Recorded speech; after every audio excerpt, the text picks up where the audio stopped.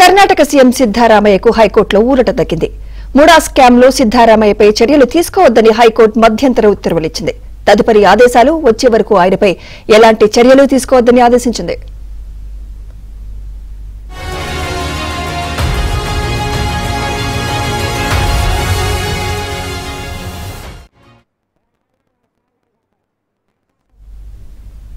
ఇదే అంశంపై మరింత సమాచారం మా ప్రతినిధి రిత్విక్ అందిస్తారు. రిత్విక్, కర్ణాటక సీఎం సిద్ధారామయ్యకు స్వల్ప ఊరట లభించిందని చెప్పుకోవచ్చు. ఏదైతే ముడా కేసులో సామాజికవేత్త అబ్రహం తో పాటు మరో ఇద్దరు గవర్నర్ కి ఇచ్చిన ఫిర్యాదు మేరకు గవర్నర్ సీఎం పై విచారణకు అనుమతిస్తూ ఉత్తర్వులు జారీ చేస్తారు. ఈ ఉత్తర్వులను సవాల్ చేస్తూ కూడా సీఎం సిద్ధారామయ్య ఇవాళ హైకోర్టును ఆశ్రయించారు. హైకోర్టును ఆశ్రయించిన మేరకు ఇవాళ ఈ కేసు విచారణ తదుపరి ఈ నెల 29కి వాయిదా వేస్తూ కూడా కొద్దిసేపటి క్రితం నిర్ణయం తీసుకున్నారు. ఈ నేపథ్యంలోనే సిద్ధారామయ్యకు స్వల్ప ఊరట లభించిందని చెప్పుకోవచ్చు. ఏదైతే మైసూర్ అర్బన్ డెవలప్మెంట్ అథారిటీ ఉంటుందో ఈ పరిధిలో తన సతీమణికి, ఏదైతే సిద్ధారామయ్య సతీమణి పార్వతికి ఆయన సోదరుడు ఓ భూమిని ఇస్తారు. ఈ భూమి ముడా పరిధిలో ఉంది. ఈ ముడా పరిధిలో ఉన్న ఈ భూమి వ్యవహారం కూడా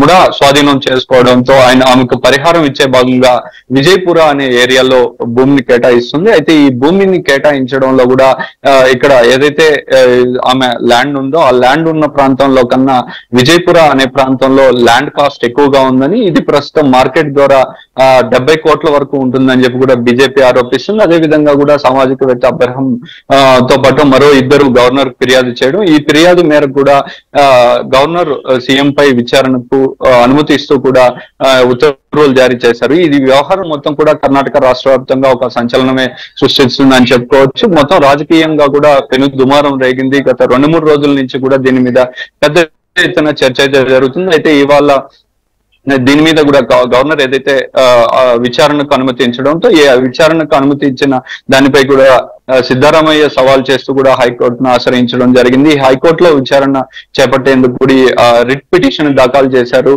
దీనికి వాదనలు వినిపించేందుకు కూడా సుప్రీంకోర్టు న్యాయమూర్తి అభిషేక్ మను సింఘి కూడా ఇక్కడికి చేరుకుని ఆయన వాదనలు వినిపించారు. ఈ వాదనలు వినిపించడంలో భాగంగా కూడా ఈ కేసు విచారణ 29కి వాయిదా వేయాలని కోరడంతో కూడా ఈ కేసును ఈ నెల 29కి వాయిదా వేస్తూ కూడా కొద్దిసేపటి క్రితం నిర్ణయం తీసుకుంది. అయితే ఈ 29వ తేదీ వరకు ఆయన మీద ఎటువంటి చర్యలు తీసుకోవద్దంటూ కూడా చెప్పడం జరిగింది.